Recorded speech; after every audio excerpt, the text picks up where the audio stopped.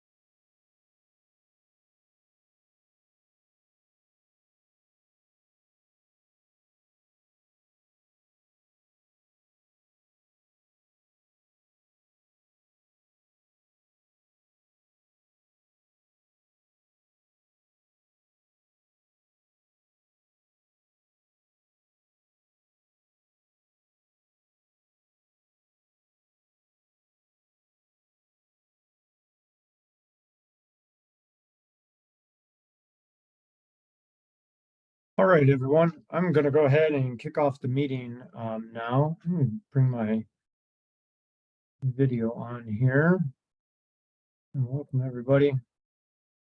So hi, I'm Derek Eisenbach. I am with the Bureau of Land Management, Arizona. I am the Renewable Energy Program Lead here in BLM, Arizona. And that puts me at the front of a whole lot of projects that come in for application. One of those projects is the Eagle Eye Solar Project put forth by Bright Night. And a part of our process in evaluating solar projects is to go through this solar variance process. And I'll talk about that here in just a second. So before I get started in talking about that, though, I do want to call out a few people here and just set some quick ground rules for how we hope for this meeting to unfold. I'm joined by a number of colleagues here from BLM Arizona and the Colorado River District, including the Lake Havasu field office. We won't go down the whole list because it might take us a while. But if we do have questions or comments that can be addressed by our specialists that have joined us today, I will definitely direct you over to those specialists and they can come on camera and discuss that. We're also joined by Bright Night and representatives from Bright Night. I see Eric has his camera on. So Eric is representing Bright Night, and he also has a team with him as well that's been doing some work on behalf of Bright Night to prepare this presentation. And there's a number of specialists from Tetra Tech here as well, including Linda Marianito, who is the project manager representing Tetra Tech.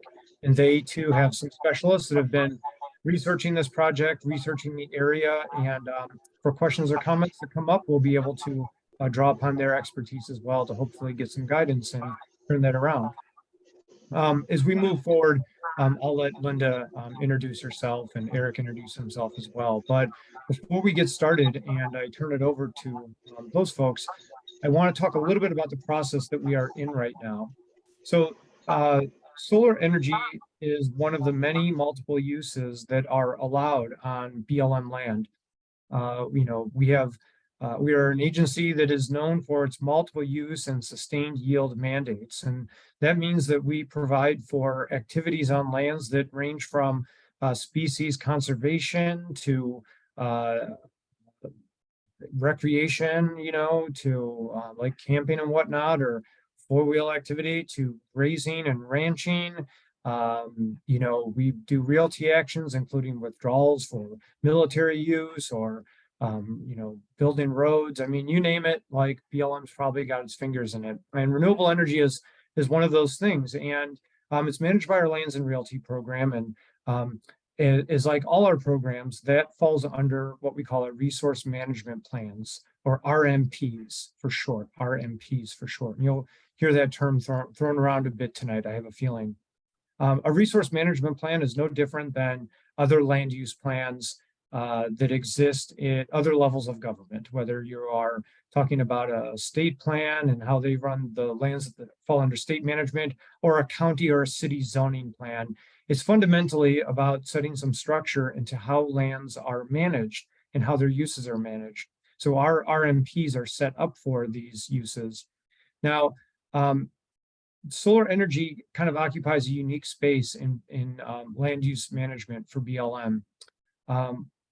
When a solar application comes in, we have to start a process called the solar variance process.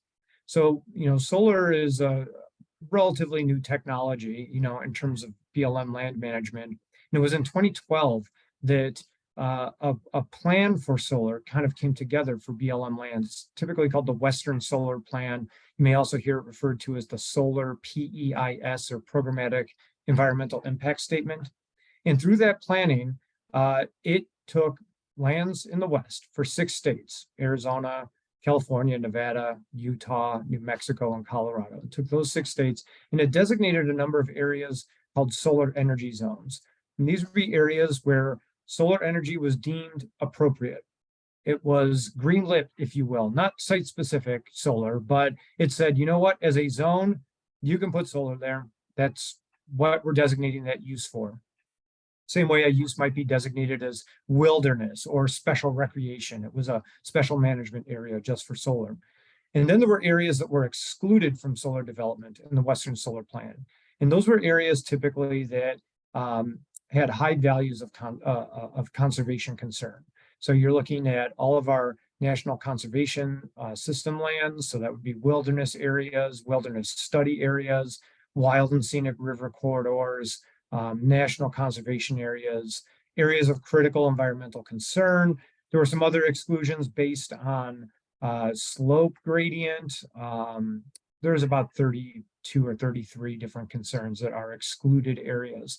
And those are areas that we typically deny solar right up front. It's a denial saying, we've looked at this and that area is going to be managed for other uses. But the remaining areas out there, so we've got a kind of green light area and a red light area. The remaining areas are kind of this yellow light area, if you will, and that is our solar variance areas where solar may be appropriate. But before we move forward with processing an application, we stop for a second, take a look, and evaluate the application to see if it fits into the broader management objectives of the resource management plan. So that really involves a sort of due diligence check, where the applicant will do some initial research, kind of a desktop level analysis of what may be out there. And we're able to brief our leadership here at BLM about a project.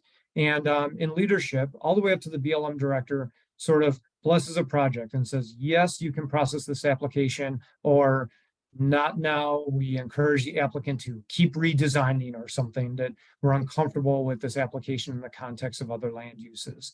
And that is the solar variance process in a nutshell. The process that we go through, I'm going to move forward. Let me see if I can. I'm going to hold on one second here and see if I can switch to a different slide here. Bear with me. Okay, and then I'm going to do this. There we go. Should be able, right? So that's where we're at right now, is the solar variance process. If we receive a concurrence, that is, the BLM director and our leadership and the Department of Interior says, yeah, sure, this looks like a viable project, and move it forward, we'll start with, conducting baseline research and planning for NEPA, which is our formal permitting process. And then we'll get into the NEPA analysis itself, which most people are familiar with. That is the permitting process that structures all actions on federal land. So there would be a public scoping meeting, a draft analysis, public comment period, and a decision where we would pick out of an array of alternatives, including no action alternative, and decide whether or not the project moves forward, and if so, how it looks. So there's a long way to go till we get to the kind of end game of this, and we're very early in the process. And that's really the kind of solar variance process in a quick nutshell here. I'm going to come back, and if we have questions about this process, we can ask those a little bit later, but I do want to make sure that we are able to jump right into our presentation and discuss Eagle Eye. A reminder of some rules here. This is really a meeting about question and answer. We're going to give the floor over to Bright Knight and Tetra Tech to present their project. It's kind of in a conceptual phase right now. And then take questions after they present their project, take questions from attendees here. And like I said, I'll kind of do my best to direct those to the appropriate people who can provide an answer. I will say this, please hold your questions until the end of the presentation. And we have a chat box. And if you can raise your hand or type a question into the chat, or even just note in the chat, I have a question, we'll make sure we get to you. Like I said, we have a number of staff here kind of watching things, and we'll give you about 3 minutes. I don't want to sort of formalize this. I think we're a small enough group that hopefully we'll have plenty of time here to get to all the questions. And I would just ask that everybody be respectful of each other, and we'll get to your question and provide an answer to you. So with that, I am going to turn it over to Linda and Eric, and I'm going to quit sharing my screen so they can share theirs, and we'll get going here. Take it away, guys. Thank you for that, Derek. Eric Ellis with Bright Knight. I manage the Southwest region for Bright Knight. We develop utility scale renewable power plants. I'm going to hand it over to Linda for introduction. Hello, everyone. My name is Linda Marinito. Work for Tetra Tech as an environmental consultant. We have been working with Bright Knight on this project, and we're really happy to have this presentation to fill you in on a little bit of our work. Looking forward to conversation. Okay, so I am sharing my screen. I guess the first question for the participants, can everybody see the screen here? And I see folks nodding their heads. So, all right, we will get into it. So yeah, for just a bit further background, so I manage Bright Knight. I've been with Bright Knight for 3 years now, and been involved in developing projects like this for over 20 years. We're talking about the Eagle Eye Solar Project today, and so this is. Excuse me. I have. Give me just one moment. I apologize. I believe I pulled open the wrong deck. Give me just 1 second here.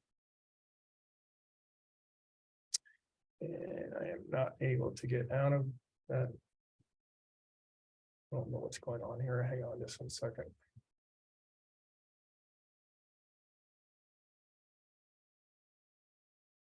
Let me try that again.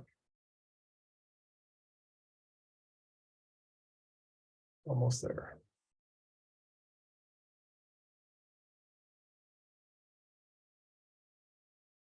Nothing like coming out of the starting gate, and there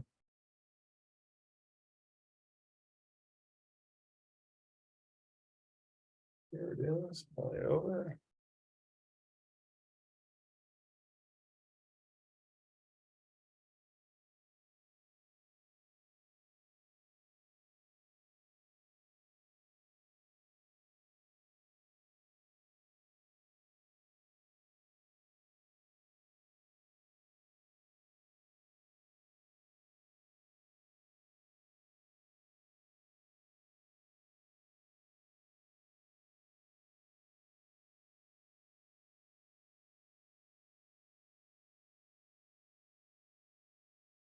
All right, turn the screen again here.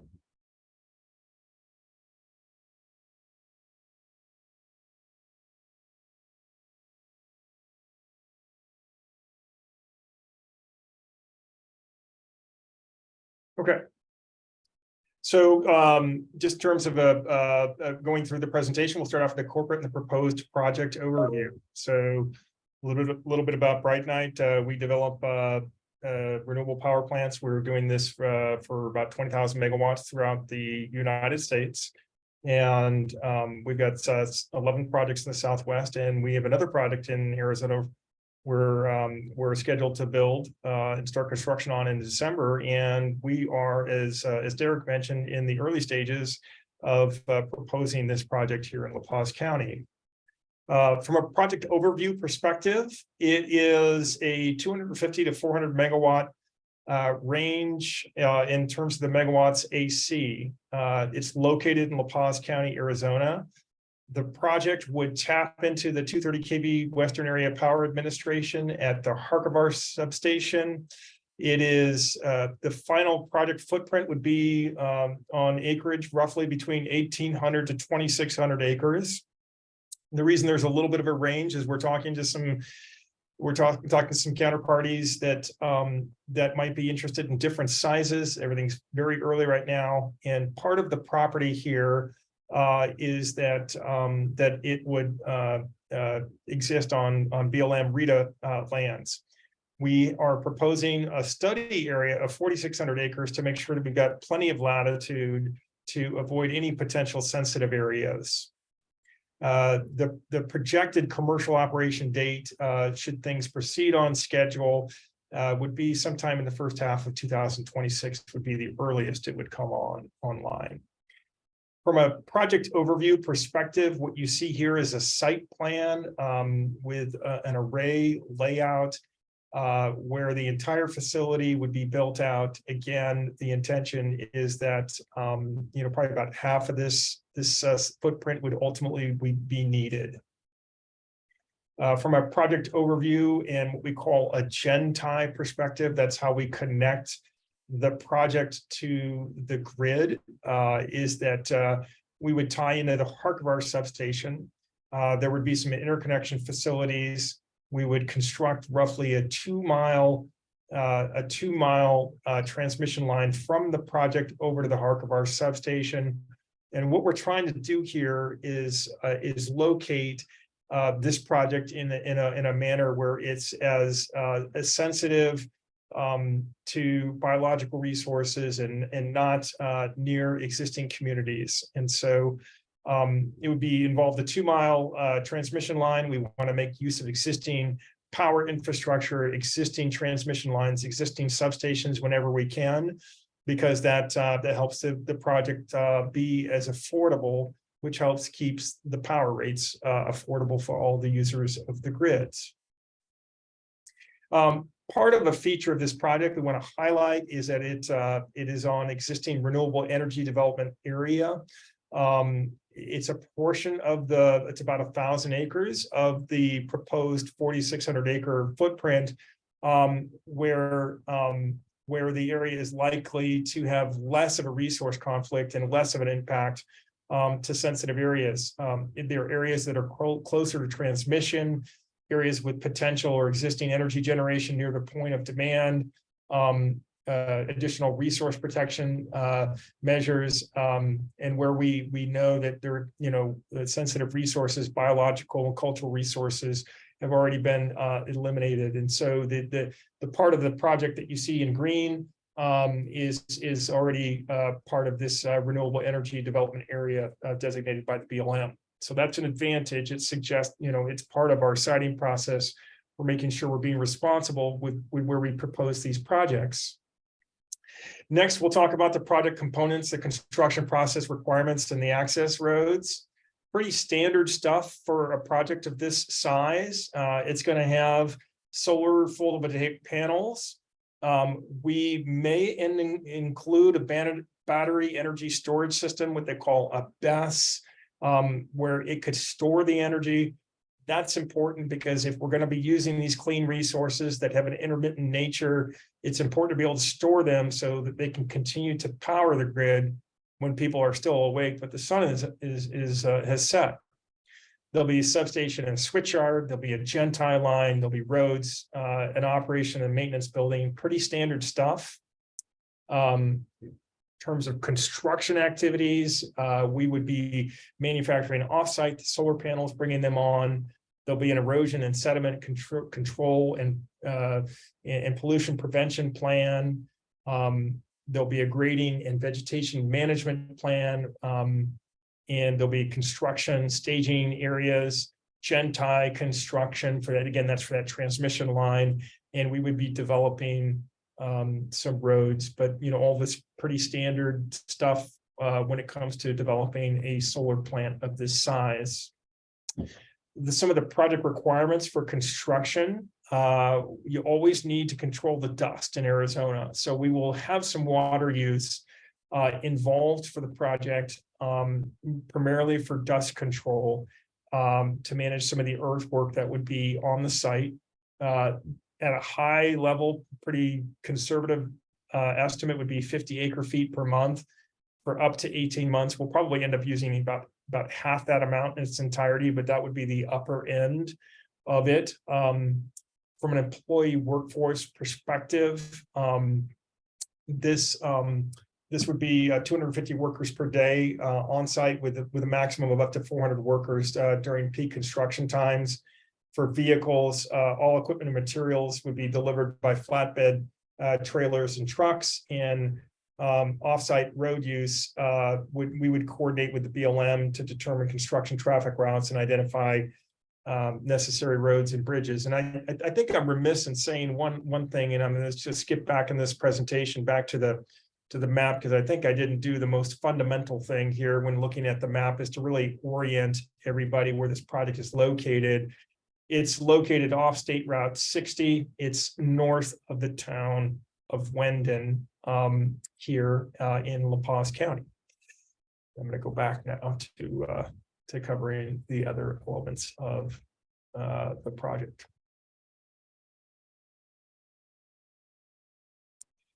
We talked about the project requirements for construction from a project requirements for operations and maintenance. The water use goes way, way, way down. So for the long-term operation, this facility would typically run about 40 years.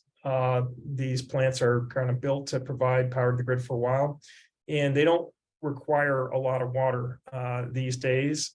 They've got pretty efficient robotic washing techniques. 250,000 gallons a year annually for the panel washing and workforce is what is estimated to be required. There could be up to 5 permanent staff for ongoing facility maintenance and repair purposes. And there would be obviously some vehicular traffic during the operations. But once these projects are built, they don't require a ton of operations and maintenance. They tend to run pretty quietly in their location and not need a lot of maintenance. From an access road perspective, the Low Mountain Road is an existing paved road that branches off of Alamo Road, and Alamo Road would be the main point of access into the project. We could potentially also use the Western Area Power Administration transmission corridor for a couple of different ways to access this area. From a proposed benefit perspective, what's really behind putting a project like this together? Part of it is to bring clean energy resources to the grid. The intention would be to deliver up to 400 megawatts of reliable, clean, affordable energy to Arizona customers. And just for context, that's probably close to 80,000, homes. Probably that's a conservative estimate, probably would be more homes than that on an annual energy basis. Part of what this project like this can also do is it can help support and mitigate the loss of large-scale hydro resources, which are dwindling due to some of the drought conditions the Southwest has been in. Obviously this year is a notable exception to that. It would bring grid reliability and security through more resource diversity. It also could bring living wage jobs to La Paz County, sales tax revenues to La Paz County. And again, a lot of what's gone into this proposal that you're seeing today is seeking to minimize environmental impacts to the extent possible by using and siting around existing BLM designated RETA lands, which have already been pre-screened for their ability to have lower impact. And then finally, we want to minimize environmental impacts and disturbances by using, being responsible with how we, use road access, making sure that we do all of the biological and surveys and the cultural surveys to make sure that this is a well-planned project, and that we do this in close proximity to existing corridors, transmission corridors, so that we're not building a bunch of new corridors and adding more of that to the visual landscape. With that overview, and if I went through any of this too quickly, happy to go back at any point during the Q&A period. I'm going to hand this over to Linda to pick it up with your resource analysis. Go ahead, Linda. Thank you, Eric. So Tetra Tech has been working with Bright Night on this project, like I mentioned. An analysis was completed about several months ago. We looked at the environmental area, the environmental setting within the project, just look up like a preliminary siting review.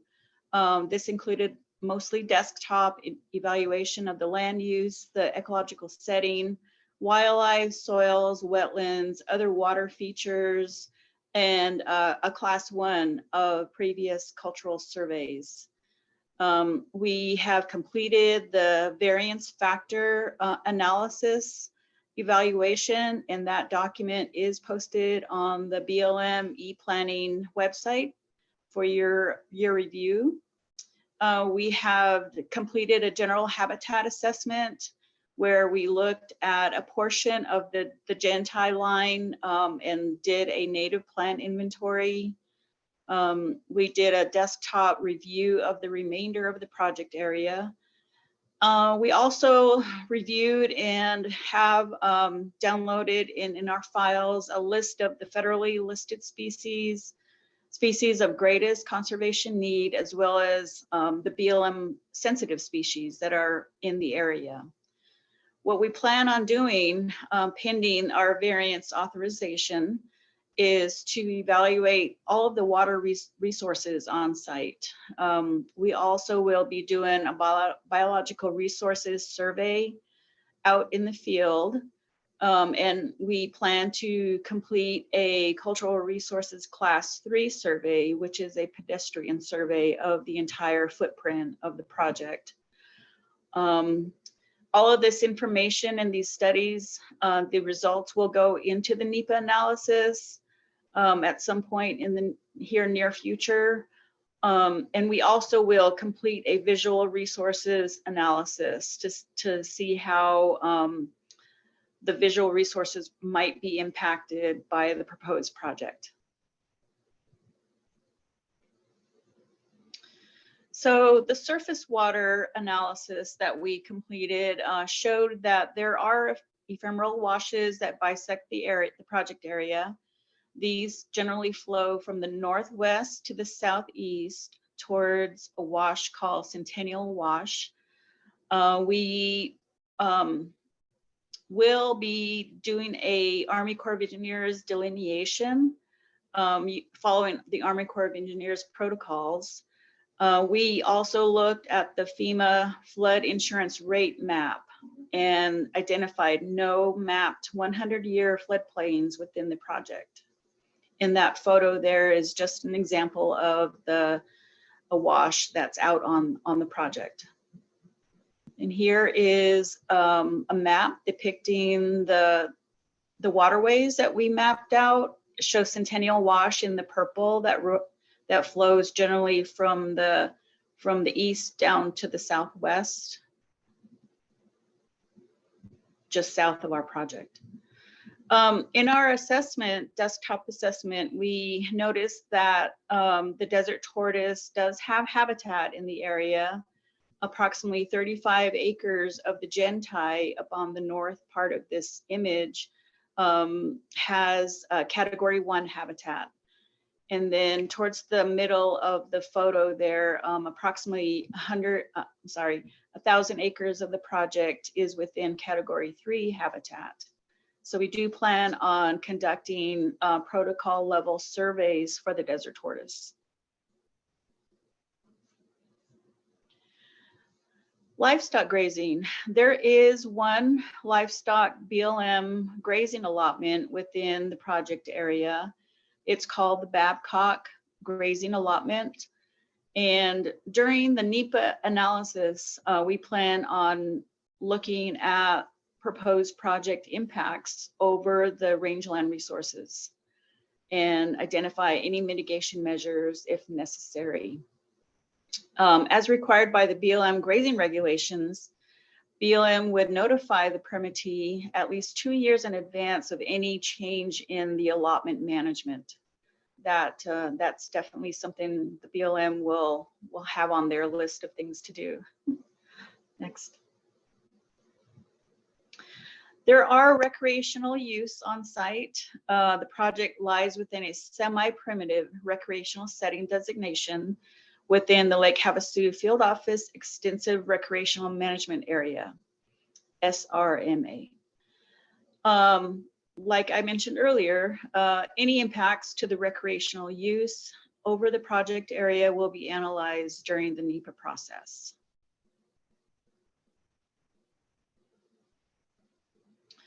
Vegetation and wildlife. When we looked at our desktop analysis, we didn't find any special habitat designations. We didn't find any Audubon designated important bird areas or Fish and Wildlife Service proposed or designated critical habitat within the proposed project. Like I mentioned in the previous slide, we do have some desert tortoise habitat, class 1 and 3. And the project area is approximately a little over half mile west of a wildlife linkage. The linkage is called Harkavara Mountains, Harquahala Mountains linkage, where in this wildlife linkage area, there's several different bat species. There's a few myotosis species. Sorry, I don't know if I'm pronouncing that correctly, but desert tortoise, Gila monster, and looks like a lowland leopard frog and Arizona chuckwalla.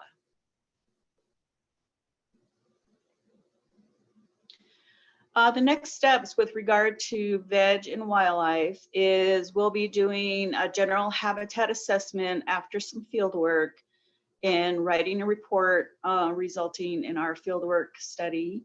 We'll be coordinating with the BLM and other agencies and definitely the public to develop a plan that would minimize as much as possible impacts to wildlife habitat, the migration movement corridors to the greatest extent possible through design.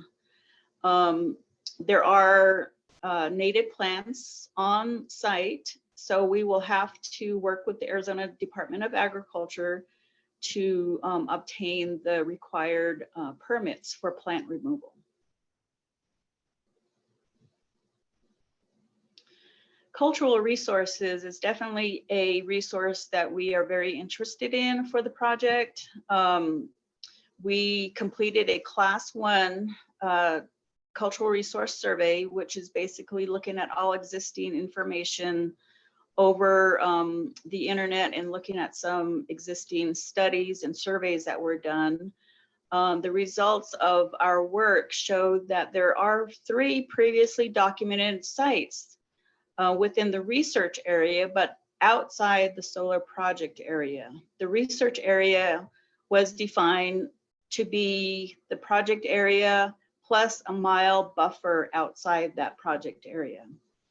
One site is a trail with an associated brownware sherd with 3 grinding slicks nearby. This is recommended not eligible for inclusion in the National Register of Historic Places. Another site is historic and is a secondary trash deposit, which is considered to be ineligible. The third site is a pre-contact and is a feature with artifacts considered to be not eligible individually. The next steps for cultural resources is to complete a class 3 cultural survey, which includes pedestrian survey on-the-ground surveys. We will be coordinating with the BLM to develop the strategy to prepare for those surveys and inclusion into the NEPA process. We will assist BLM with any consultation with tribes as part of the variance review. And if approved, we will definitely be there to assist BLM in consultation with tribes during the NEPA process.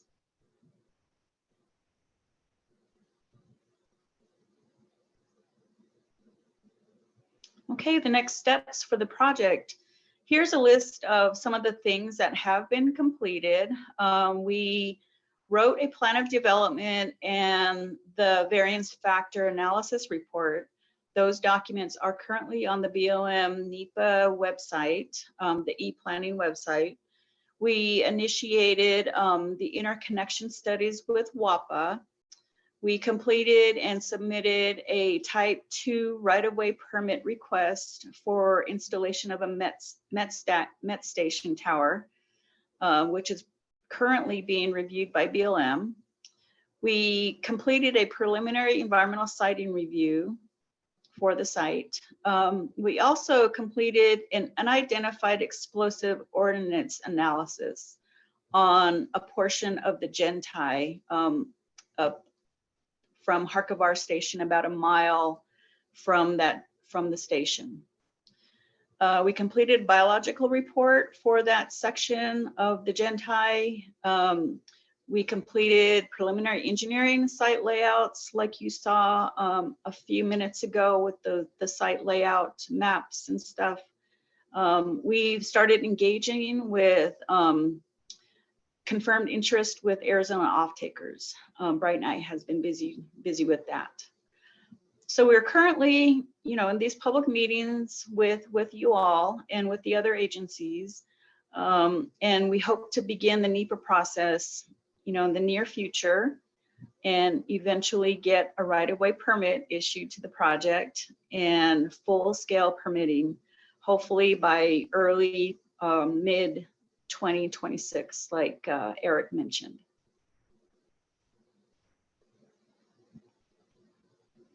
Yeah, so there's just a little bit of a slide here on some of the folks that are behind this project with Bright Night. Myself, I'm an Arizona native, and been developing projects like this, but can answer any questions about the team, but we've got the names of some of the key resources that were at your disposal here. And I think this concludes at least our portion of the presentation. So we stand available now, Derek, to receive any questions from the other attendees of this meeting. All right, great. Eric, Linda, thank you for that. Much appreciated. Appreciate the presentation and a lot of information in there.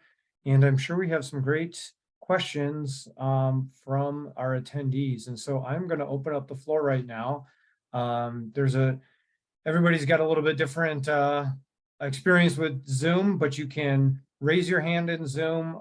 You can go to the chat and type something into the chat, and either way, we're going to see you, and we'll call you out, and you can unmute and ask your questions. So floor is open right now. Go ahead and hit us with your questions.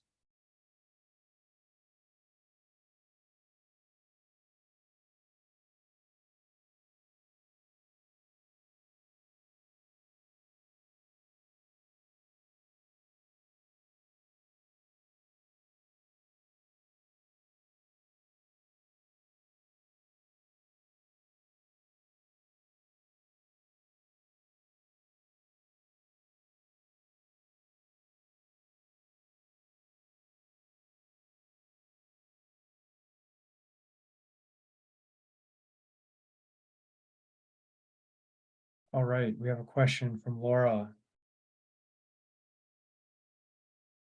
Laura asks, how will you deal with flash floods from large monsoonal storms? There are a lot of washes coming off the mountains. I think this is a question for Eric, and you can talk a bit about the civil engineering and the design of projects to deal with flood conditions, sheet flow, and other surface hydrology issues. Yeah, so thank you for the question. And so part of what we do is we do a floodplain and a grading analysis on the project. And we look at kind of the 100-year and 500-year flow conditions. And typically the short answer is we just avoid those areas. And so in one of the slides that you saw in the presentation, there are going to be definitely washes that we're going to avoid. And we try to work generally with the natural features and just to avoid building in these areas. We've got another project we're doing in Arizona, because it's just not cost effective to try to get in and start rerouting, natural watches. What we try to do is work with the landscape. And so the county ultimately we expect is going to also be reviewing kind of the civil and engineering layout.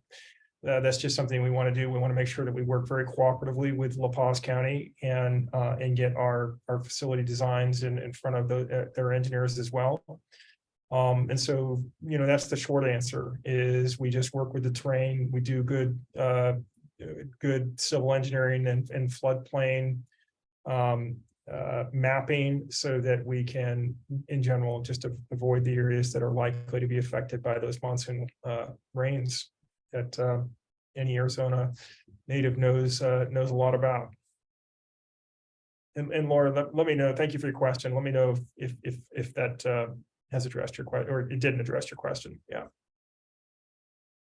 And I would like to add just a couple of points on there as well, in terms of design and how a NEPA process unfolds. And so Bright and I will propose a design after we get a little bit farther down in terms of understanding the resources out there. And in that design, of course, we're looking for ways to minimize impacts on the landscape, and that can include erosion and sedimentation and other impacts to the landscape. Oftentimes these desert washes are migratory pathways for species, or, if you're all from the desert, that these are more heavily vegetated areas and contain, really good habitat for potentially sensitive species out there, including migratory birds or other species. And so I think that, Eric is coming from a place where a lot of the industry are that developing in washes, in floodplains is a problem. It's a problem from engineering. It's a problem from the loss of habitat out there. And so we're definitely encouraging that from our end to think right from the beginning about avoiding those areas and, trying to preserve those areas for linkages that wildlife may be able to continue to use should this project be built. So, Laura, do you have any other questions or follow up on that?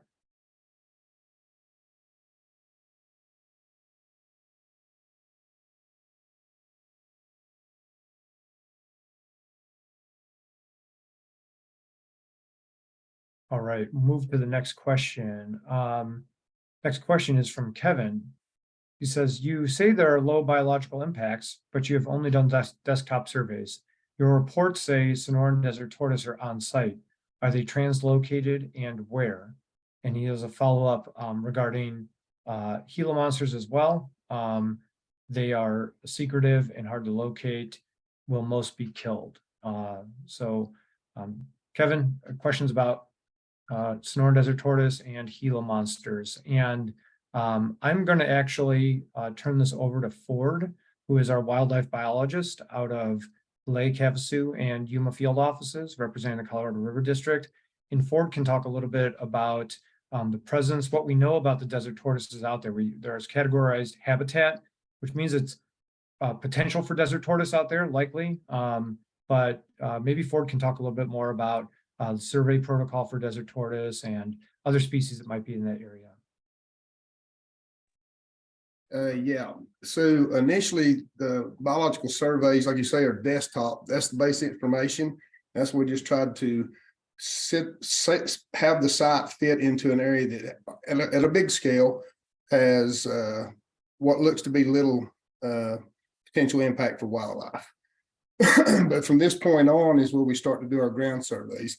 And that's where we'll focus in and locate and establish if there are Sonoran Desert tortoise in the area, there are den locations, if they're in jeopardy, and try to work with the design, because I've heard Eric mention that this isn't necessarily just a parking lot type design, that we're actually working with the landscape and trying to avoid the washes so you don't have to create more problems for yourselves in the construction. So it will give us the opportunity to particularly potentially relocate structures that are going to be a heavy impact to, say, Sonoran Desert tortoise, or minimize that through design features before it ever starts. We start construction on the ground. The same would apply to Gila monsters. You know, any of the BLM state, federal, sensitive and protected species, we're going to be targeting to try to locate water on site, and water going to be the potential impact of that, and try to work, like I say, through design features to minimize all those. Great, thanks, Ford. And Eric, maybe you can talk a little bit about design and how you guys think about wildlife design or wildlife impacts in your designs. Yeah, so from a design perspective,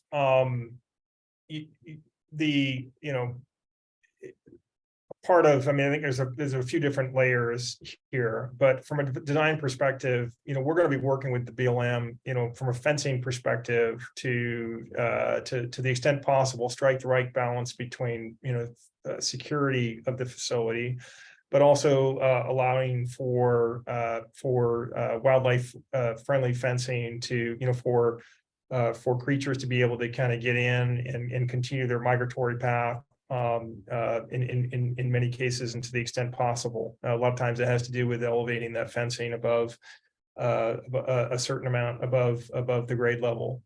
The other thing I'd actually like to invite Linda to kind of comment on is just from her perspective, and other representatives from Tetra Tech, is just in terms of the surveys that we're going to do. So Linda, invite your colleagues to talk about the surveys that we're going to do in terms of, just determining really the gentleman's question, what resources do we have out there, and then how can we responsibly accommodate them and lessen the impact of the actual extent. Go ahead.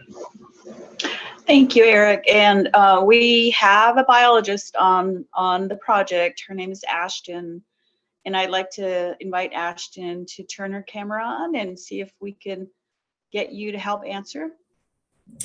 Yeah, I'm happy to. Eric, can you repeat what you said? When Linda turned her mic on, it got distorted what you were asking. Yeah, it's just really, so the question is, with respect to desert tortoises and Gila monsters, those were the two animals of interest that the gentleman asked about, just in terms of how we're going to be able to minimize the impacts and understand what's out there, and if we've got members of those populations out there, from a survey perspective, if you can kind of describe the kinds of surveys that we do and what happens if we encounter them. I know that that there oftentimes are provisions for relocating the animals to the extent that they're found when we're out there. If you could just comment on that overall approach. Yes.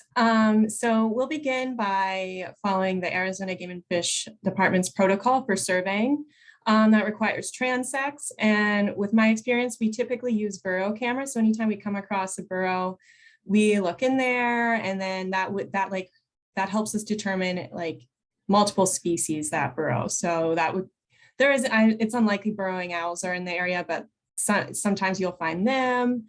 Gila monsters like to burrow. I've seen rattlesnakes, unfortunately, and then it helps you find tortoises. Luckily, they don't move too quickly, so that's useful for surveys. So if they are located, we would coordinate with Game and Fish, and we would notify BLM. And Game and Fish has a relocation program and a permitted biologist, who can handle tortoises, would get involved. And if following that, we would recommend a monitor. A monitor would be present during construction, and we would implement more training with the construction workers during the WEAP, Workers Environmental Awareness Program, which is kind of like an orientation before they start any work. And then they would have handouts that just like tell them what to look for, like workers what to look for and where they might be. And similar for the Gila monster, the surveys, we're covering a lot of ground with the survey. So we would definitely report if we had an observance of a Gila monster, and there would be mitigations involved. Some things would be like covering holes, I guess, or ground disturbance, so they don't injure themselves as they fall in. And also you would provide a fence for the tortoises so they won't fall in either. Let me know if you need me to expand anywhere. Thank you.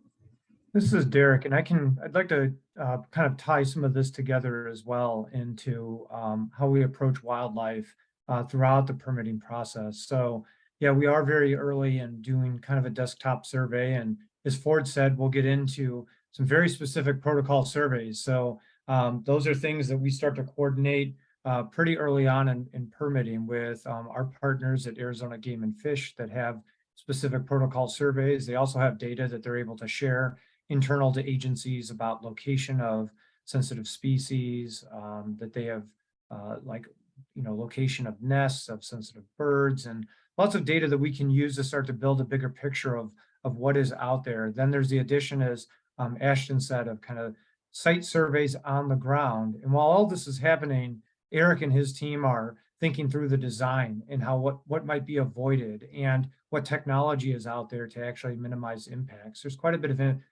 of technology that's consistently evolving, whether it is tortoise-friendly fencing, predator-unfriendly fencing, so sensitive species can actually find sanctuary inside of the solar areas.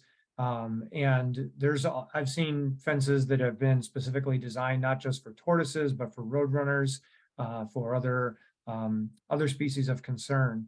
Then there is something that we haven't touched on yet, and that is, I think, a concern of like what happens like when you go out there. Just dozers are just plowing away willy-nilly or something like that. And I do want to talk a little bit about the scenario if a project was approved, some of the conditions of approval to come with it.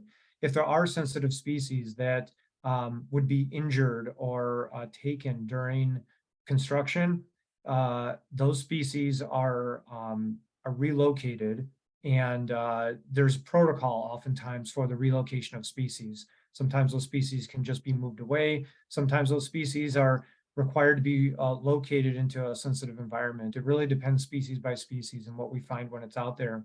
As Ashton said, there's a worker education, environmental awareness program, or WEAP, that really alerts all the workers that may be on site to sort of look and stop. And if a species is about to be harmed, that a biologist comes, evaluates the situation, either moves the species out of the area or captures and relocates, whatever that protocol may be. It's not right for me right now to sort of speculate on what may need to be done should this project get approved. Like I said, we're far away from approval, but those are typical practices that go in to ensure that there's just not like, a complete destruction of anything inside this fence line, and that this, just gets built in a few days. There's a long process. A lot of monitors are typically involved, and depending on what is found out there and what's likely to occur, those monitors may be empowered to, like I said, capture and relocate, or capture and hold for reintroduction and whatnot. So.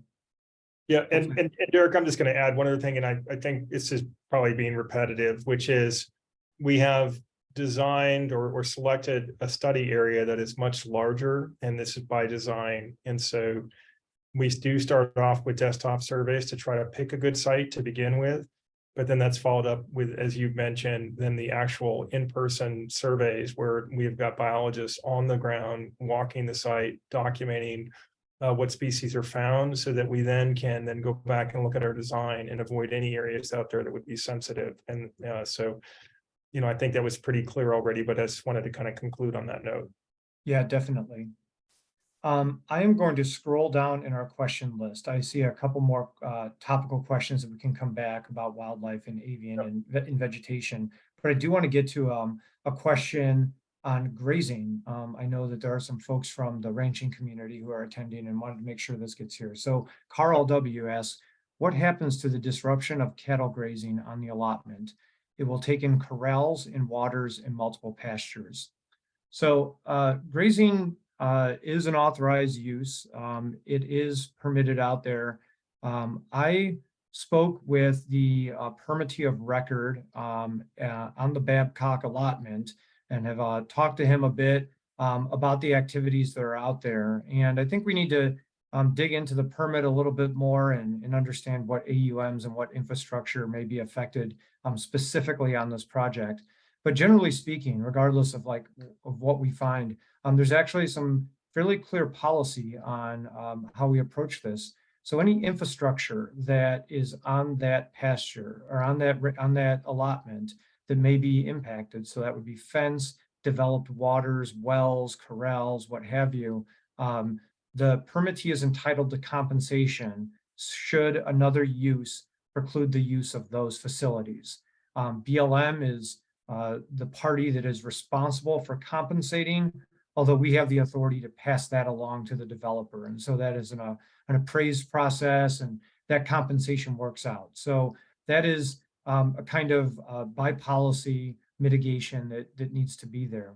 But before I just sort of write it off as like, yeah, this is what happens and that's the end of the story for ranching, I do want to point out that we look at ranching the way we do a lot of other all our land uses, not just a lot, all of them really. And that is, we want to make sure that the ranching concerns and the permittees out there have a voice and that their concerns are listened to in this process. So we reach out as early as we can to the authorized permittee out there, talk a little bit about their operations and really work to better understand how the proposal might uniquely impact their operations. It's more than just kind of trimming off the end or something like that. As Carl, as you allude to in your question, there are multiple pastures, and some pastures may be, more critical to operations than other pastures. And so we look at those impacts early on, and we get that discussion into NEPA scoping and ensure that alternatives are acknowledging that, and then work with Bright Night and work with the permittee to find ways that might be mitigated and keep impacts to grazing permits, as minimal as we can do moving forward in NEPA. So it's a little bit premature, but like I said, without knowing how the final design may be, all I can say is that there are a lot of opportunities coming forward for our grazing permittees to participate in NEPA, and we actively reach out to the permittees rather than passively inviting them. We hold meetings and we'll make sure that they're part of the process. So thanks for the question, Carl. I hope I answered that.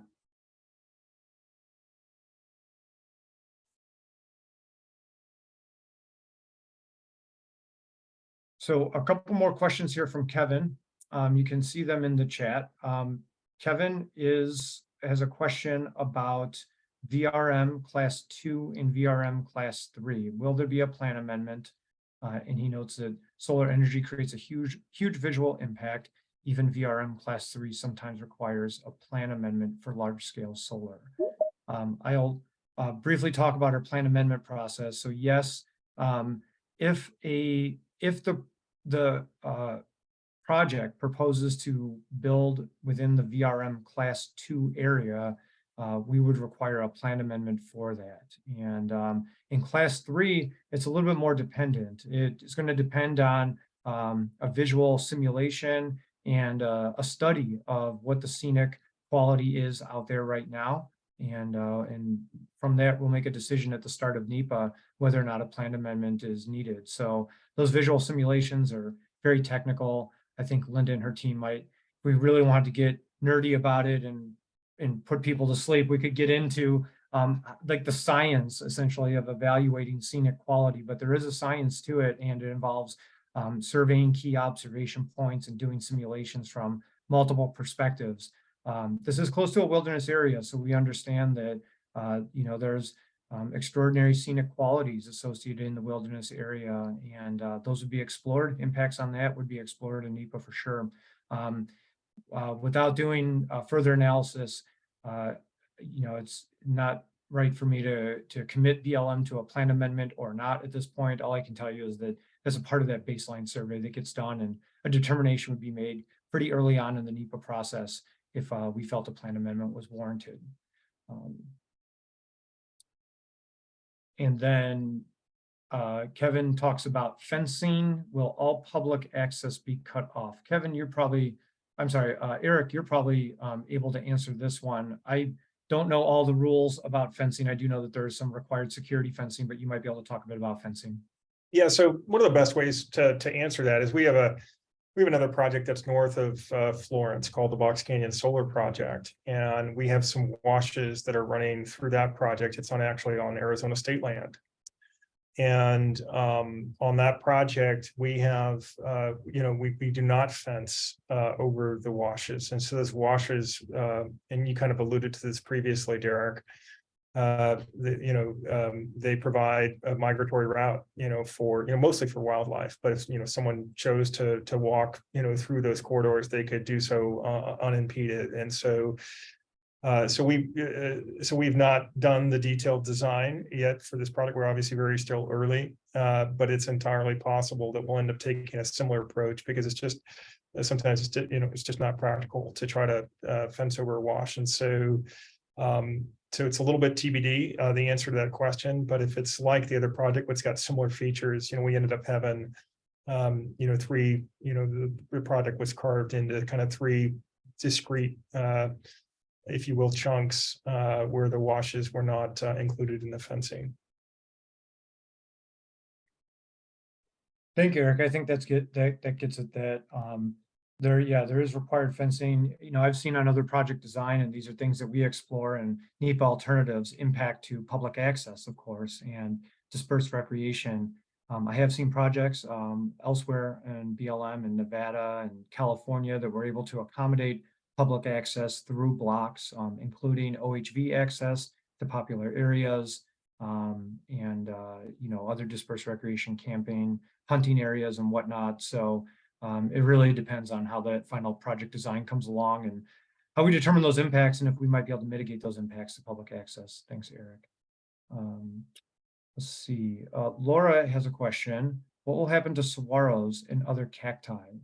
And I am going to kick this over to Selena Martinez. She's a project manager with me here in the Arizona State Office, and she's been talking with the Arizona Department of Agriculture about the native plant laws. So Selena might be able to shed some light on this. Thanks, Derek, and thank you, Laura, for the question. So I have reached out to the Department of Agriculture just to get some more information about the native plant law. And of course, the intent behind that law is conservation, which BLM, fully stands behind that. So because it is, a state law, they cannot enforce certain parts of that law, like permitting and collecting fees and such on federal land. So of course, BLM wants to, also is interested in conservation to the maximum extent possible. So we would definitely take a look at what native plants are out there and what we can do to either avoid, or if we have to maybe transplant or salvage, whatever we can do to try to fulfill as much of what the state recommends via that native plant law outside of federal land. Hopefully that answers your question, Laura.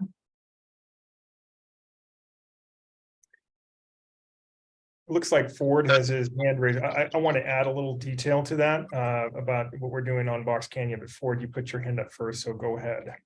I was just going to say, have been involved with other solar projects along the lines of like the 10 West Link in particular. And what we did in that scenario was we actively put in salvage operations where you go out and evaluate the different impact, but the things that you really have to impact, then they're evaluated. So if you had a large saguaro, it'd be evaluated for its health, if it was going to live, and then efforts either be to relocate that or offer it up for plant salvage, where private independent entities can come in and take this and, move it to a new location where it can be kept.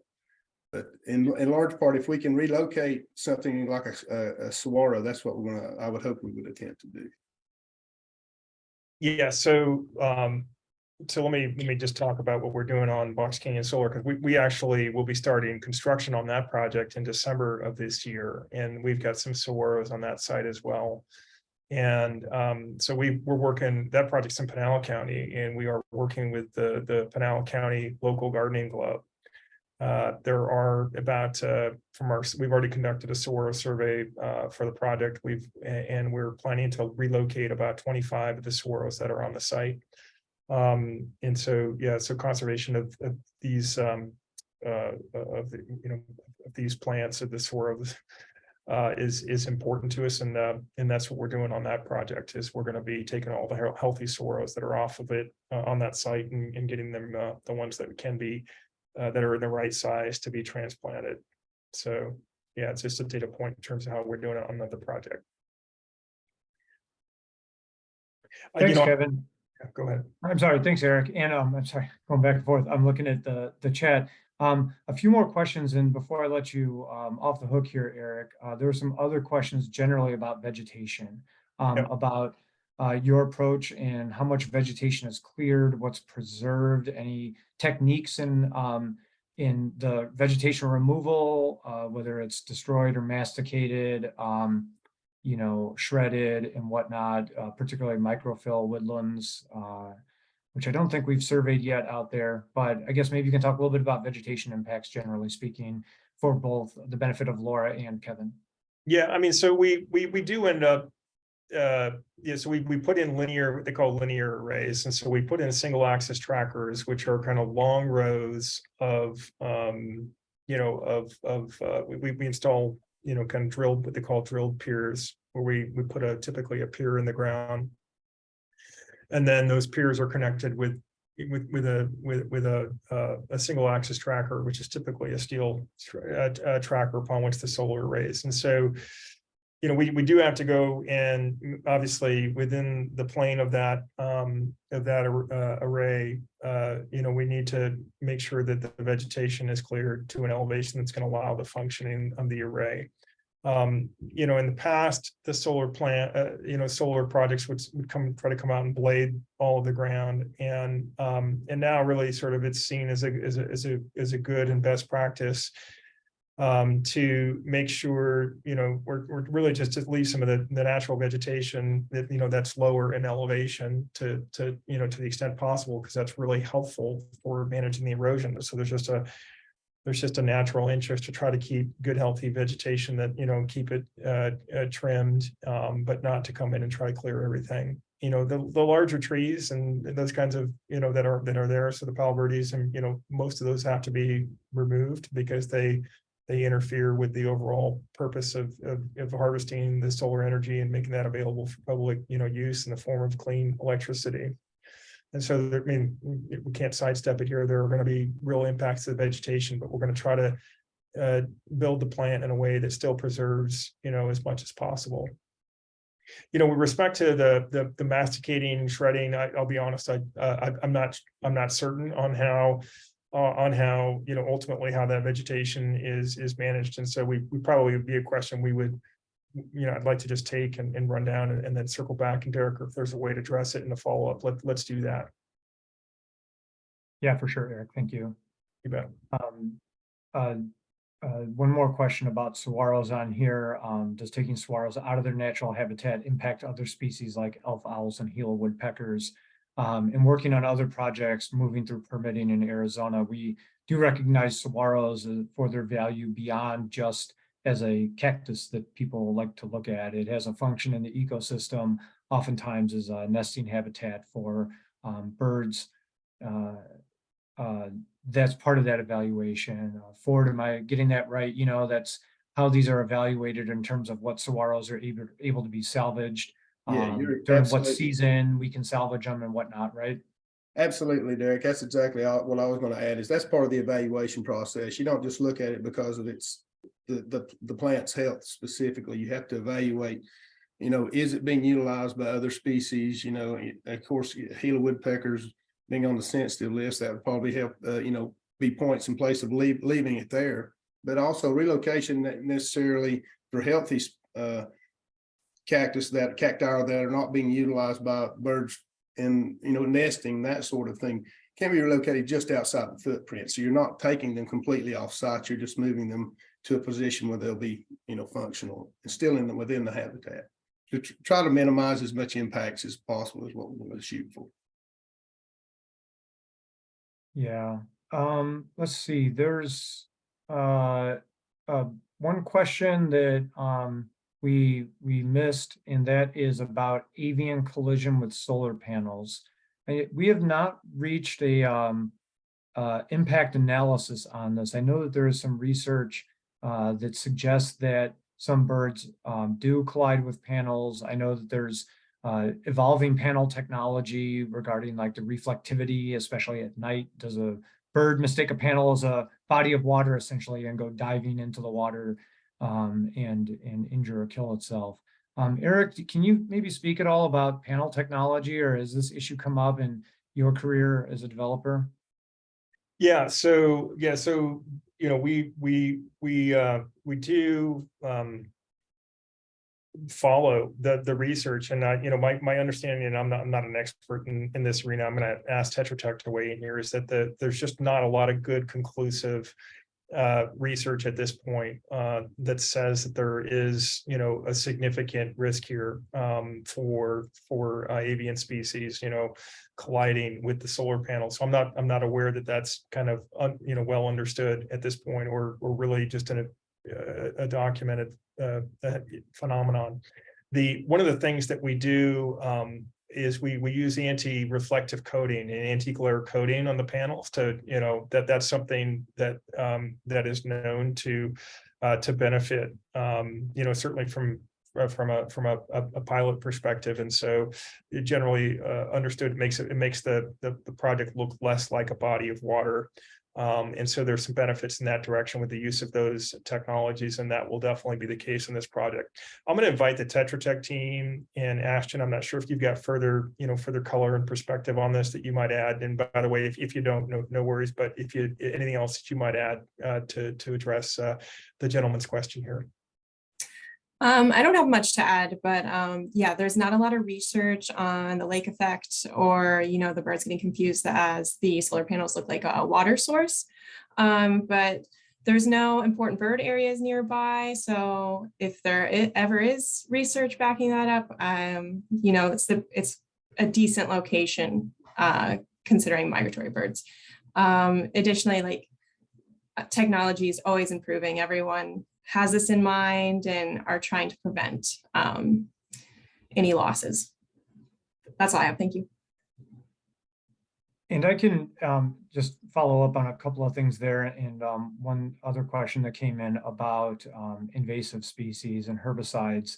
Actually, some of these things are managed in project design, and more than just accepting a kind of a project plan of development that Bright Night puts forward, we actually have quite a few standards that need to be met in project design here at BLM.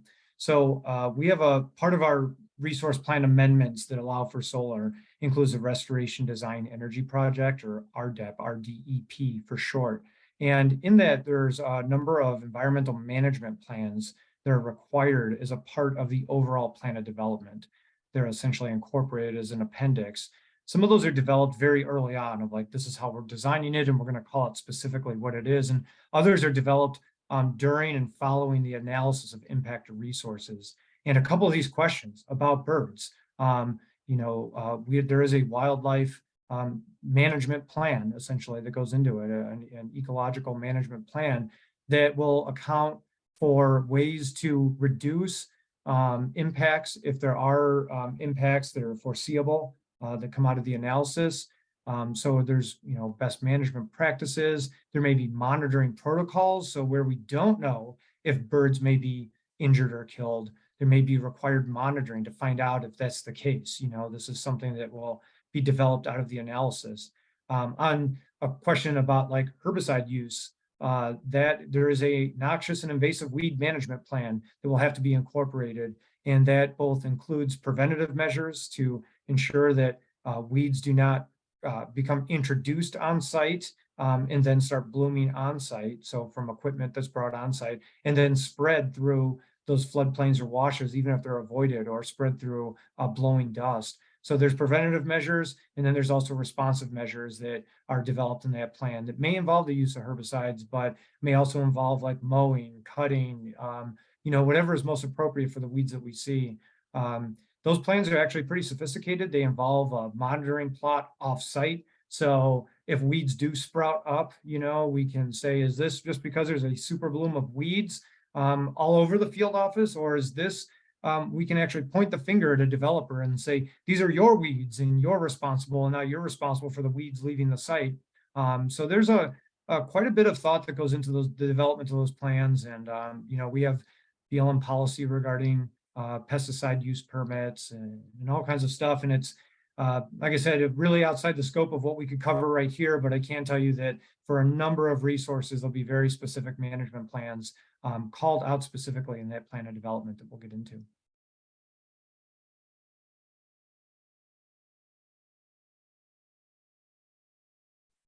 Kevin has another question about solar panels on a large scale have been determined to create a heat island effect. How would this impact small islands of vegetation within the project site? I've studied this. I'll take a first shot at it and I'll open it up for any who might have some perspective. I know the USGS is doing a number of pilot studies right now on other solar developments, including solar developments that have left substantial amount of vegetation on site. There's a couple of solar projects in Nevada where there's some real intense research going on. It's a little bit early to know what those impacts may be. They're essentially pilot studies. We may have some data that can be incorporated as we move through, and that'll be analyzed in NEPA. But yeah, the information that we know is that with the loss of vegetation, there's a increase in surface heat. Some species may adapt, some species may not, and it's a little bit, well, I'm not going to say it's completely unknowable, but there is definitely a space between what we know for certain in the kind of broad sense of like some species will adapt and some won't, to actually understanding what species may adapt and what species won't. And hopefully we're more informed on that from, like I said, botanical research that's going on by USGS and other partners on other projects that are farther along the lines in development and permitting than this project here. So we'll be able to find some of that out. Does anybody have anything else to add to that?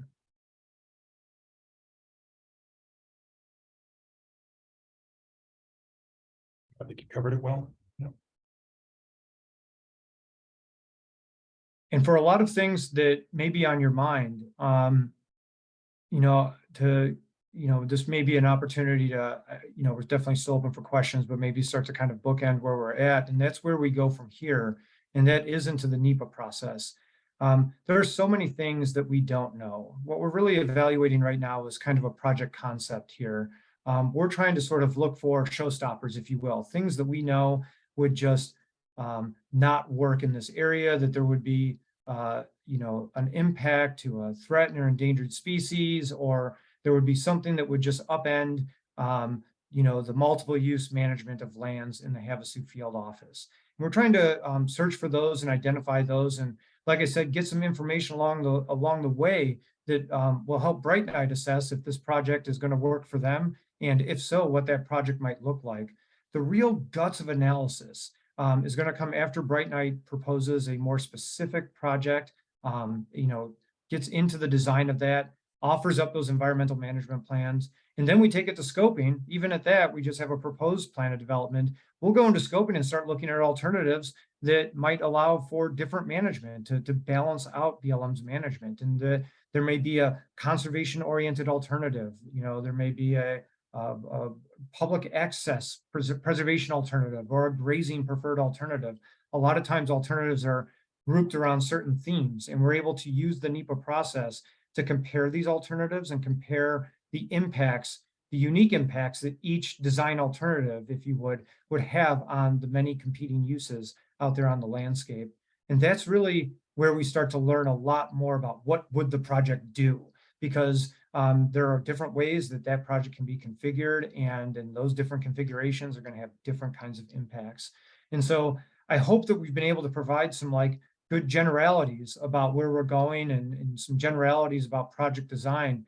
But I do want to remind everyone that should this project make it to NEPA, there will be an opportunity for public scoping to actually talk about those alternatives and say, no, like this is a huge concern of ours, you know, and we want to make sure that this is incorporated in there, and BLM can see if we can craft an alternative that might be more respectful to those concerns. And then, of course, after analysis is done, there's an opportunity for comment on the draft analysis, you know, that would look and take into account any research that may have been missed or other substantive issues that weren't adequately covered. So there's a lot of public involvement off on the horizon, and I would encourage everyone on this call to remain engaged in that.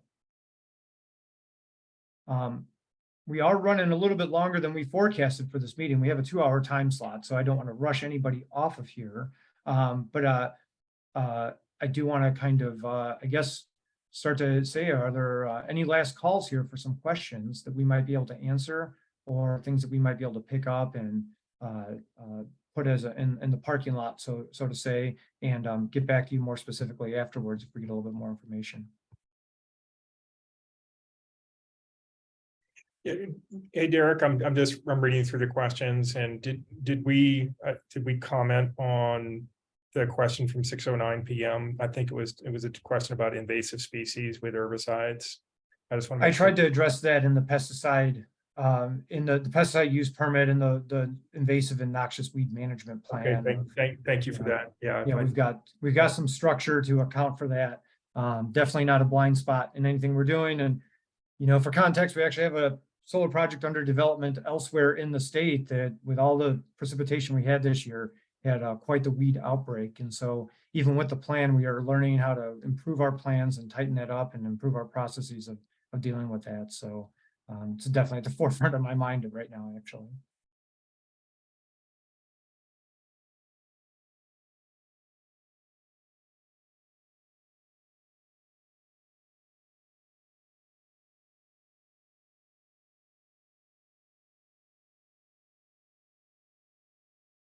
Well, questions seem to have slowed down a bit. I'm going to reshare my screen here.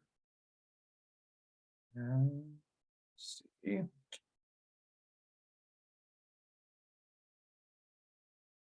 And I want to make sure that everyone has a chance to write this down in the news release. Actually, if somebody on BLM, I'm occupied with my screen right now, but if somebody on the BLM staff could put the e-planning link over into the chat, the website for this project, you can copy and paste and bookmark that if you want. That is where you'll find the variance factors analysis report, essentially a very comprehensive report that Linda and her team put together about the project. Preliminary plan of development, essentially that kind of conceptual layout of Bright Knight's proposal and the footprint and the extent of their study area right now, which is sort of roughly 4,000 acres that they may only be looking at about 60% of that for a final design. And then there is a KMZ file that you can put into Google Earth, or you can put that into your GIS if you're working with geographic information systems, and bring up other layers and look at where precisely this is with regards to other digital data. So look for that link over there in the chat. That is our e-planning site, essentially the website for this. We are going to leave a comment period open until May 12th, so 30 days from today. This meeting has been recorded. You should have gotten an alert on that. So we'll go back and review these notes, and Bright Knight and Tetra Tech will take into account these questions, these concerns, and do some revisions in that variance factors analysis report based on comments shared tonight, questions and comments shared tonight, but we're also accepting written comments up until May 12th. And so if you want to go on the record for that, by all means, submit that. The easiest way to send it is to the email address there, blm_az CRD_solar@blm.gov. I will check that inbox, and my colleague Erica Stewart, who is the project manager out there in the Colorado River District, she checks that inbox as well. And I can assure you that your comment letter will be acknowledged. If you would prefer to mail it hard copy, postal service, I have that address on there as well. And Erica works out of the Yuma field office. And so you can send it to her, and her and I will review these as we put together a sort of final report that we'll take before our leadership and management about the next steps of this project. I can, of course, be reached directly. I put my email up there, my email address up there as well, but 30 days out until May 12th. So I'll leave this slide up here for a second and make sure that you all get it. Selena was kind enough to put that link over in the chat to e-planning. And so go ahead and grab that and share that with your neighbors and colleagues and friends. That's what we got. So I'll do a last call here for any questions or comments before we say our parting words and go find some dinner for those of us who've been working all day.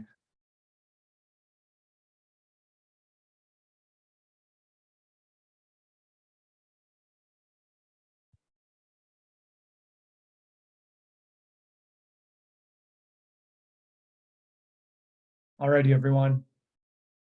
I'm going to call it a meeting here at 6:26. I want to sincerely thank everyone for attending, and we will be in touch with the public through our public affairs, discussing the next steps of this project as it moves forward. Eric will keep on working with your team and Linda to make sure that all our questions and comments are incorporated into your materials. And please get your comments and questions to us by May 12th. That's all I got for everyone. Thank you for attending all. Thank you as well, Derek, and thank you for all the questions from the public.